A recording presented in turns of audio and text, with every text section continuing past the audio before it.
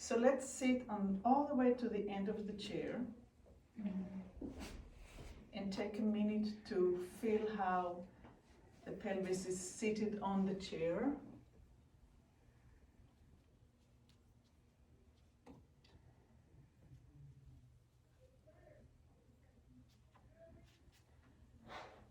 So we are seated all the way to the back, and we allow the pelvis to spread open, and we allow the back of the hip to touch the back of the chair, and then see how far the lumbar is away from the chair or maybe come into contact with the chair. Do you have an arch in your lower back? If you do, how big it is. See if you can kind of measure it in your mind's eye. And then go up the back and see which other areas in your back touch the chair. Is it the muscles along the spine, or is it the bony part of the spine itself? And then you go up a little bit further, and we have the shoulder blades, the scapulas.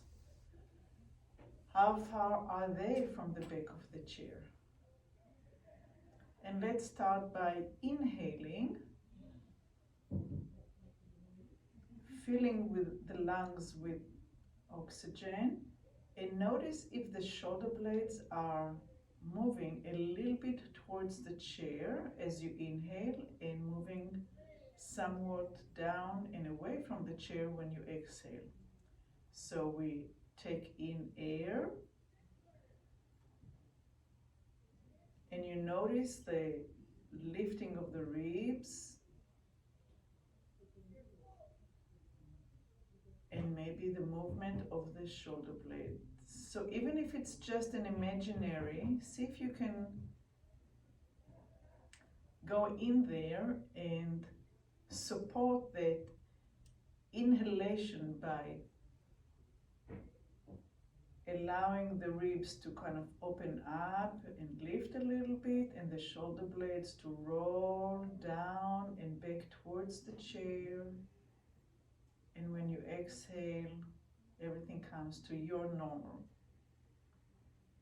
So when we're starting with something very, very small, very internal, you're just inhaling, and everything is supported, the pelvis is supported, the back of the chair is helping you.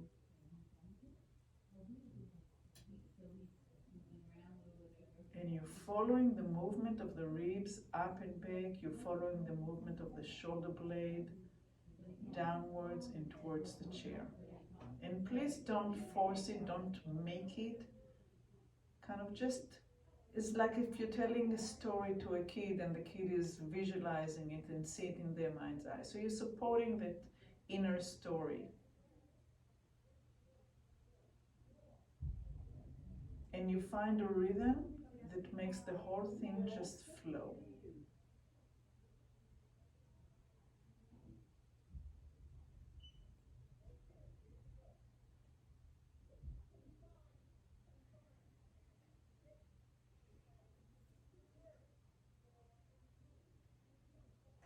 And I'm going to be quiet for a few more inhalation and exhalation where you can just follow your inner rhythm.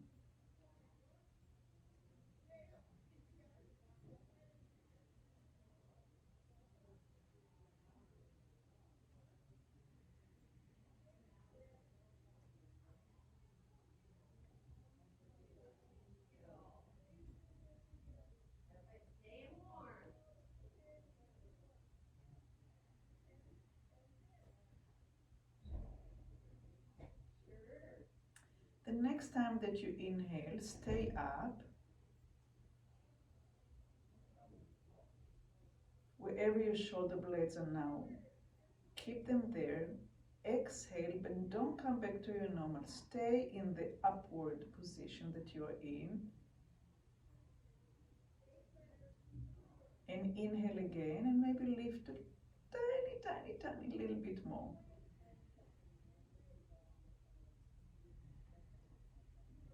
And exhale, stay where you are, up in the upper position.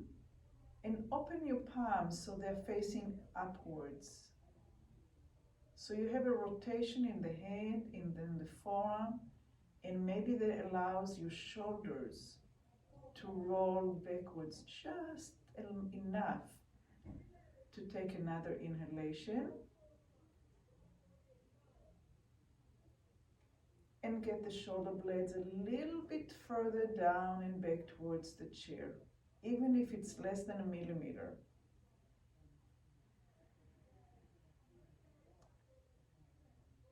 Is one shoulder blades move more than the other?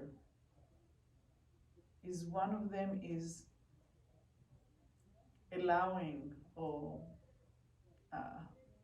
willing and the other one is resisting? What is that resistance? Stay where you are. Actually, go ahead and relax. Relax, relax, relax. Come back to your normal. Allow your shoulders just to drop.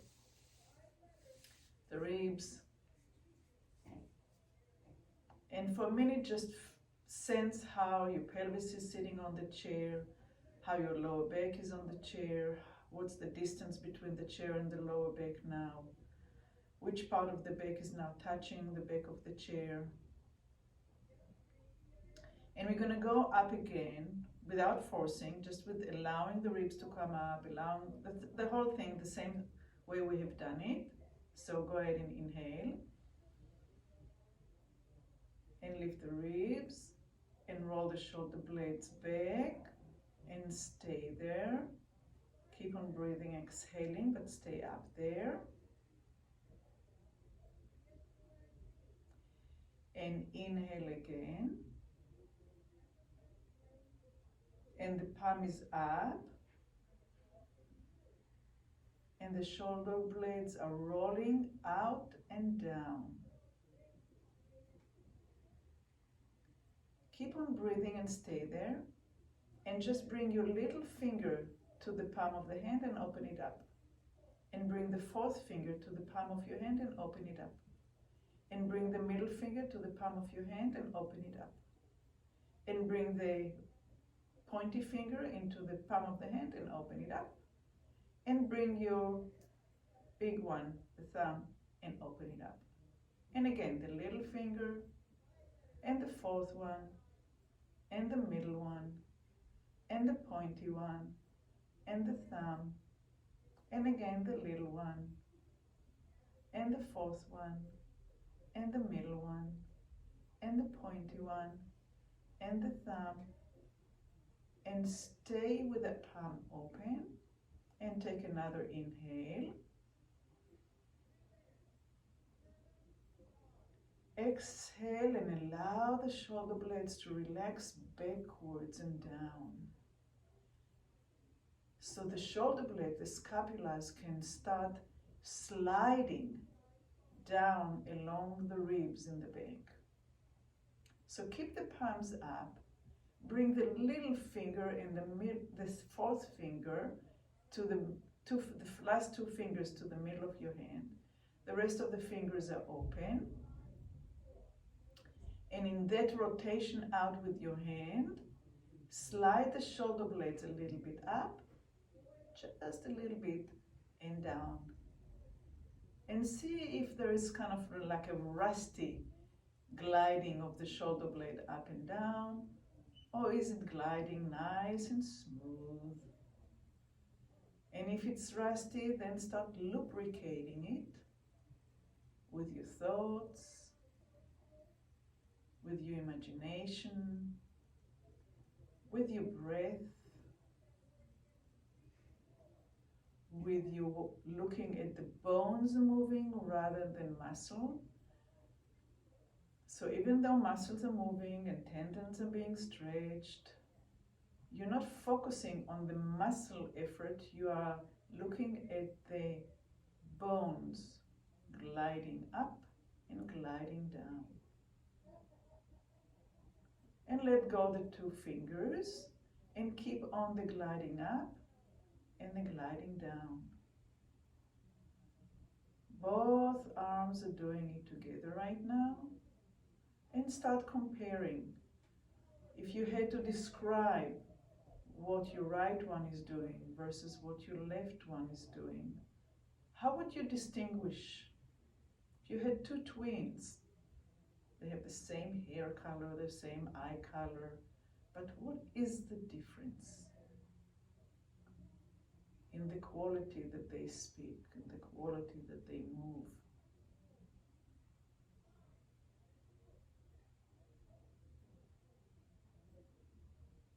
Which one is the dominant one? Which one is the shy one?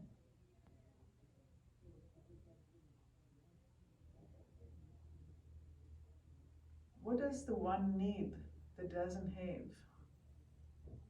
And can you give it to it?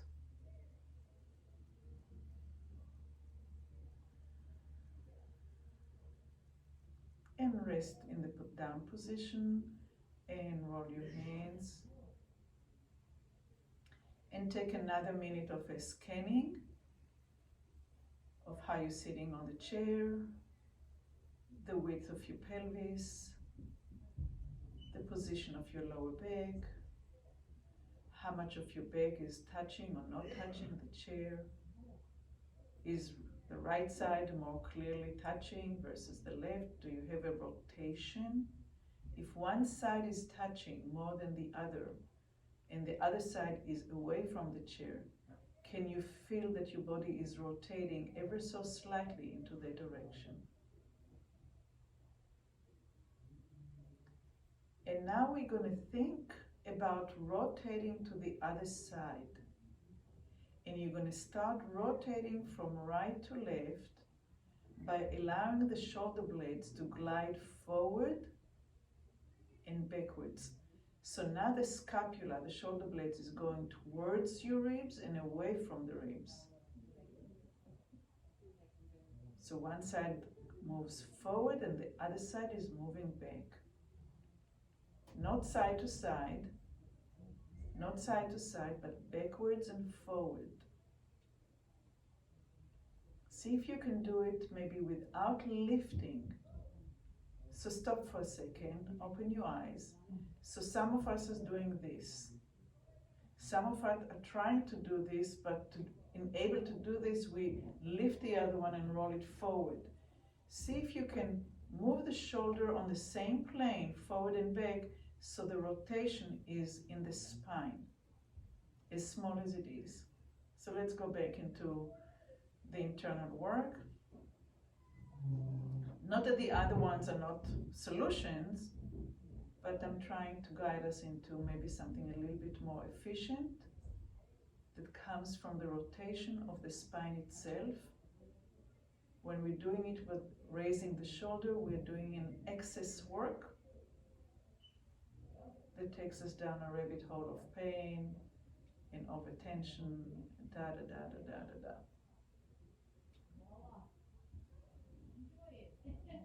Notice if your hands are sliding a little bit on your thighs as you're sliding the shoulder backwards and forward. Are your hands moving just as much as your spine is rotating?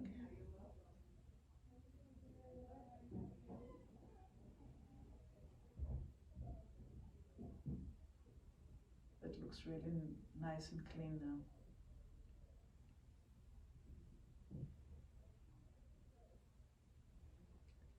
And let's stop for a minute. We're going to work with the fingers. The fingers will be the directors. So we can slide forward right towards the middle of the knee. We can slide inward to the inside of the knee. And we can slide outward to the outside of the knee.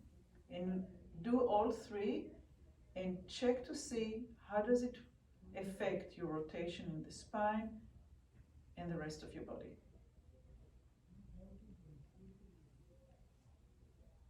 Take time to do one until you feel that you kind of know what it's doing, how much of your ribs are participating in the rotation, how much of your spine is participating. And you kind of know it, then move maybe to the other possibility and see how does that affect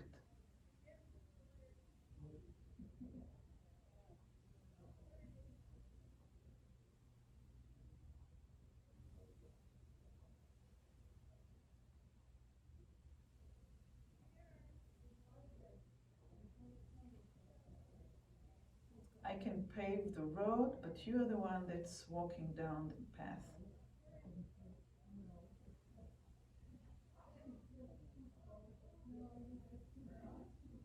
So what you see down that path is really up to you to ask the questions.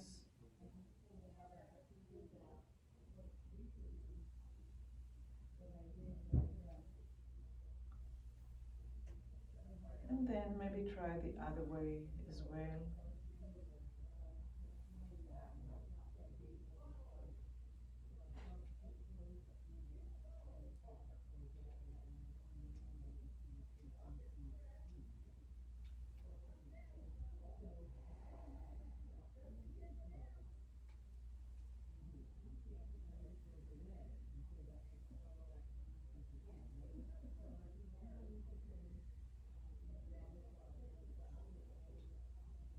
Okay. I actually really am interested to hear, how did it feel to you? Wow, look how interesting it is. Yeah. I'll tell you what it feels to me. So going straight, I'm just clean rotating around the spine. When I'm going in, there is a collapse on one side going forward and the other one goes back. So there's a little bit of collapse. When I'm going out, there's an extension, it lifts.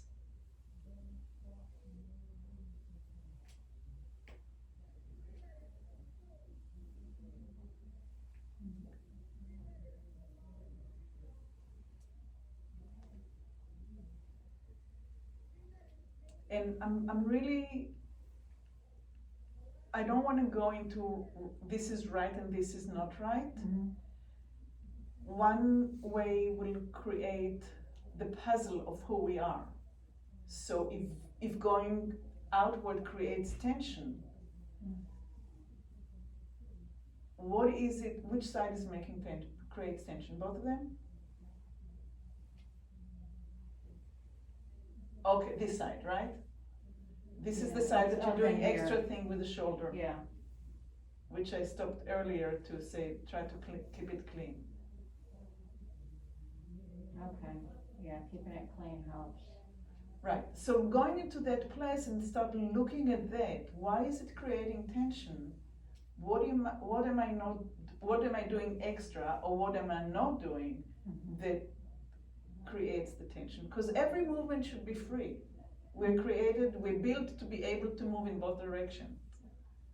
So that's where the unraveling and the questioning and the figuring it out, which is really our own work. I can just give the path. Let's slide forward. So we don't have the back of the chair as a feedback. And let's have the feet underneath the knees. And now we're going to start by moving the pelvis forward and back. Forward and back. Forward and back. Susan, bring your right leg a little bit more in. There. So there's two ways to look at the pelvis. You can look at the outside, which I'm not suggesting. I'm suggesting to go along with the bones, with the ilium. So the iliums are here. They're gonna come into the middle of the knee, and then the feet is placed underneath it. And from there, you're gonna have more or less a straight linear line of going forward and back.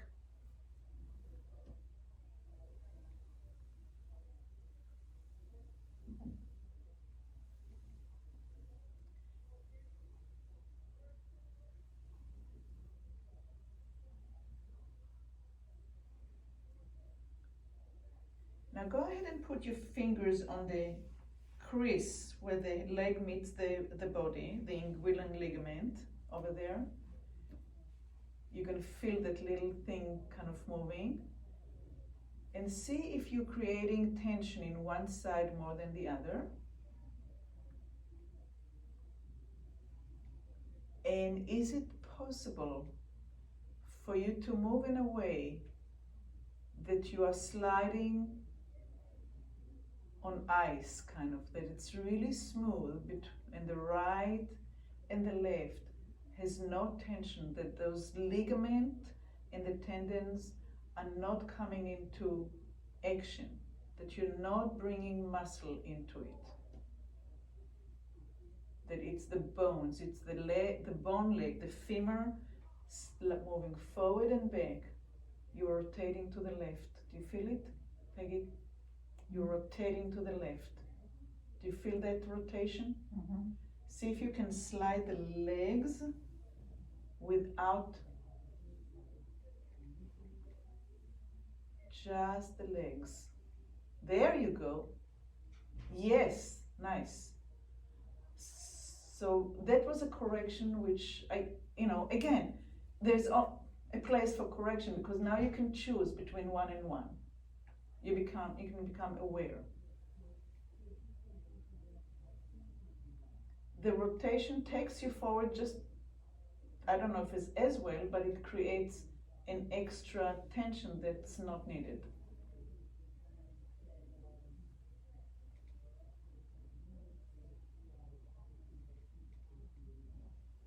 So now that we have the movement of the bones of the leg, the femur, forward and back, you can start feeling how the pelvis itself, the sitting bones, are moving forward and back,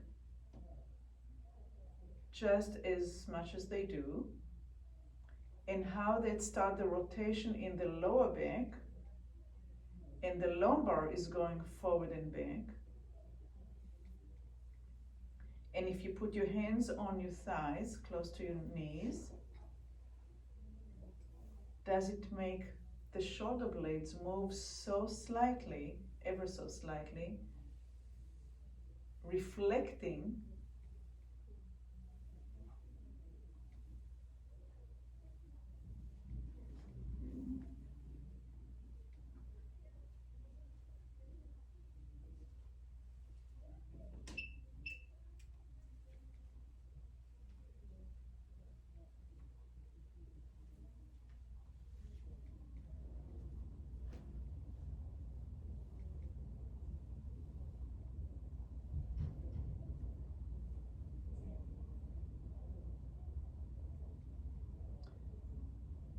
So, Susan, I'm going to tell you what I see. Mm-hmm. On your right knee, you tend to go in just a little bit, which will create a little bit extra work. See if you can feel it, that you're doing it.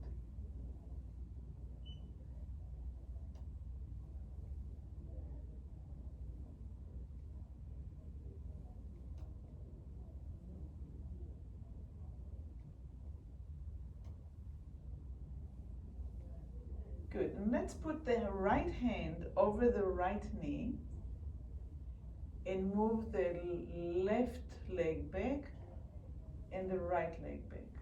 So now we have a restriction, and we don't allow the shoulder to move. So straighten the right arm. Straighten the right arm and hug the bottom of the knee and see if you can move, and how does it change? Where is the rotation now? Is it in the lower back or is it higher up? Lower back, yeah. A little bit higher up from the lower back. Does it pushes the ribs forward? So let's stay with the right leg forward and the right rib forward.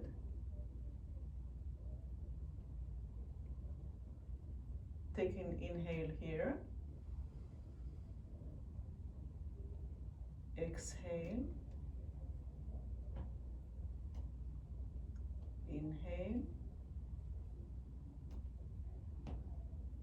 exhale, and bring the right leg back into center and put the left hand on the left knee,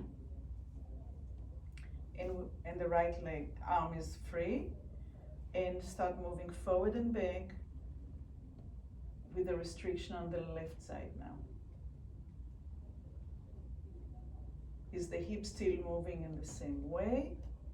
Are the ribs moving forward and back on the left side?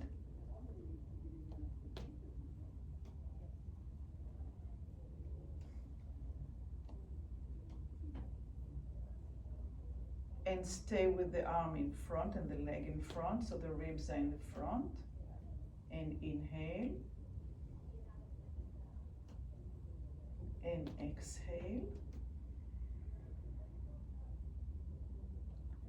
And inhale. And exhale. And come back. And put both hands on the thighs and just slide forward and back and see if the ribs have a little bit more ease and there's a little bit more gliding in the femur, in the pelvis, in the lower back, and maybe a little bit in the middle of the back.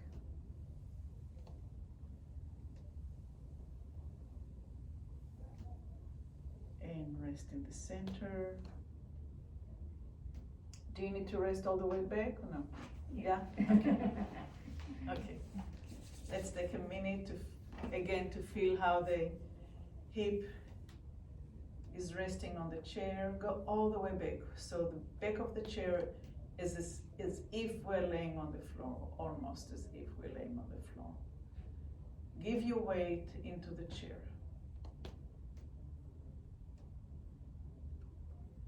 How much does my butt weighs?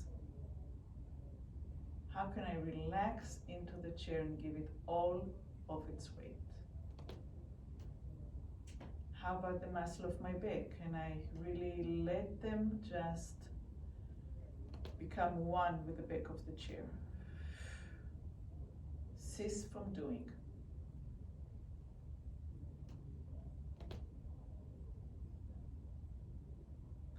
And once you get to the most that you can relax into the chair, let's go in our mind's eye into what we've done.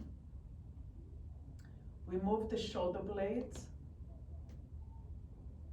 and we slided them up and down. Then we slided them forward and back.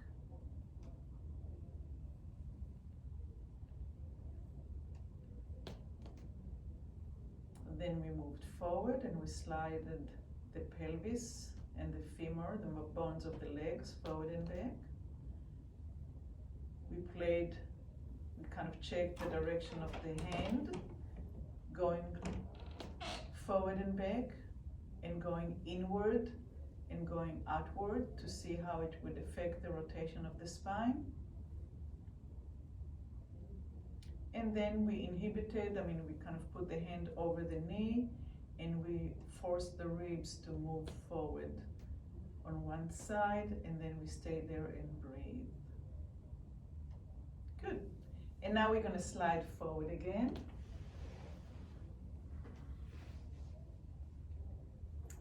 And we're going to take the right hand and we're going to put it on the left. I'll do the same thing. The right hand over the left knee. So we have a rotation. See if you can cup your hand over the patella. So now your right ribs are forced forward pretty extreme. If it's very, very difficult for some of you, then don't put it on the patella, but put it on the outside of the thigh where you can feel the ribs being pulled forward. And in this position, turn your head backwards to increase the rotation of the right ribs forward and bring the head back over the left knee. And inhale and turn your head backwards. And you can feel how extreme it is, right? So be very, very gentle. Don't break any vertebrae. You inhale and you glide and you rotate only to the place that the ribs can go forward and the ribs can go back. And you're not looking to see how far. You're looking to see how can I do it with ease and freedom, with internal lubrication. Harder is not better, especially in our age.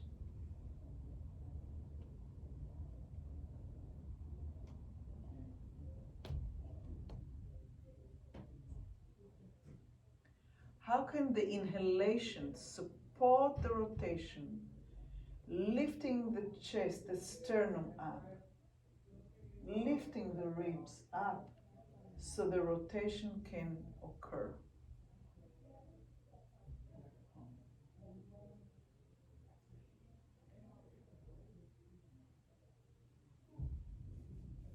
The next time you do it, open the thumb and the second finger and stretch them as you turn your head, and come back and relax the thumb and the pointy finger. And as you inhale, you open the thumb, so you're creating like a rotation outward,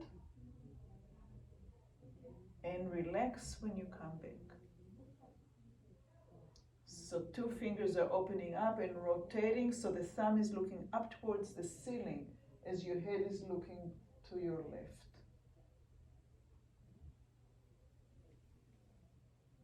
Your hands are staying on the patella, you're kind of anchored, and you're rotating, and you're allowing the ribs to come up, you're allowing the sternum to open up and lift.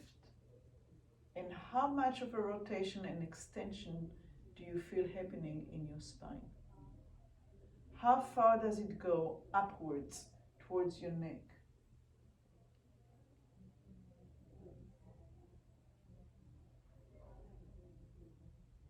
Now, if you were high school students, you would open your eyes, and you're going to look to see how much you looked in, so further and further and further and further. But now I just want you to feel that smoothness and liquid feeling of flowingness of the rotation of the spine.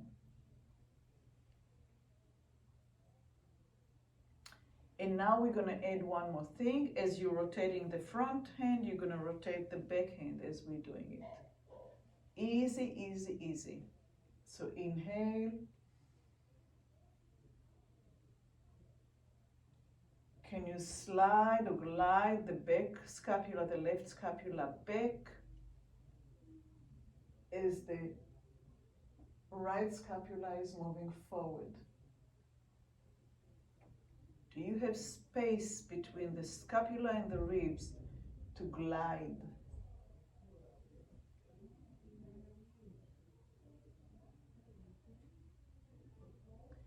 And go ahead and inhale and exhale a little bit faster, and just go backwards and forward and backwards and forward, and feel how the body is lifting and relaxing, and lifting and relaxing, and lifting and relaxing, and lifting and relaxing. And can you do it for like 5 minutes without getting tired? Did you find that sweet spot of gliding rather than work? And rest in the center. So we can do the other side in a minute. Just let the body assimilate. Picture the rotation of the gliding of the shoulder blades down and back. Opening of the sternum up and forward, or forward and up, and the lifting of the ribs. The rib is a basket that has flexibility. The word cage is suggesting that it's just protecting us. And if we bring a little bit of breath into it, there's more things we can do with that section of the body, which is part of us. So, let's put the left hand on the right knee, the left hand on the right knee, yeah, I got mixed up, sorry. And we're going to start rolling the head back, and rolling the head forward, and rolling the head back, and rolling the head forward. And as you're rolling the head back, do you feel your pelvis moving forward and back, the sitting bones moving, reflecting what the head is doing? Is one knee moving forward? The left one? Is your sternum moving up as your head rolling back? Rolls back, sorry. And now we're going to add the thumb and the pointy finger to create rotation.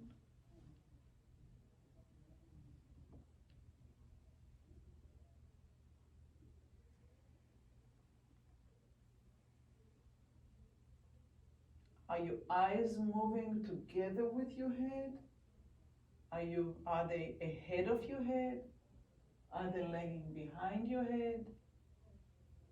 Are the eyes moving smoothly on the horizon, or are they wobbly and making a zigzag line? And go ahead and add the back arm to rotate back as your head is moving forward and back. As you inhale and you're lifting the shoulder blade, the sternum, I'm sorry. Your chest is lifted and relaxes, and then you find the rhythm and you start doing it a little bit faster.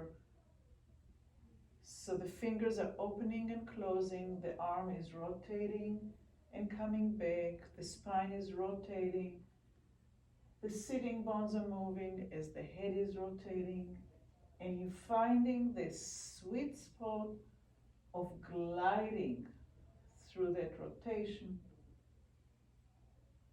getting less and less work into it and more mechanical gliding. Ah, that sounds good, mechanical gliding, I like that.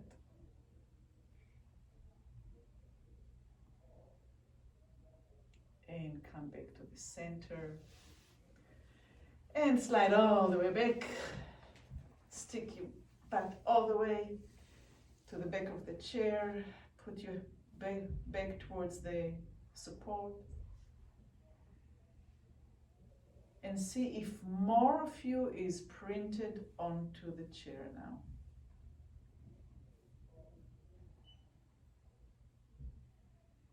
What happened?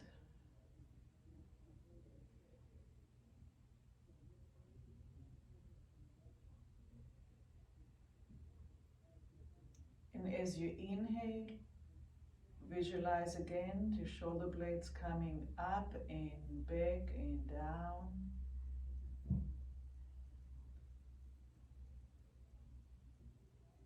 As you inhale, they lift.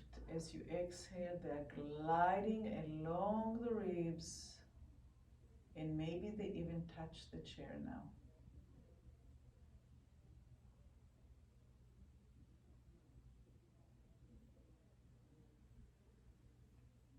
And thanks for coming with me to the journey of the shoulders.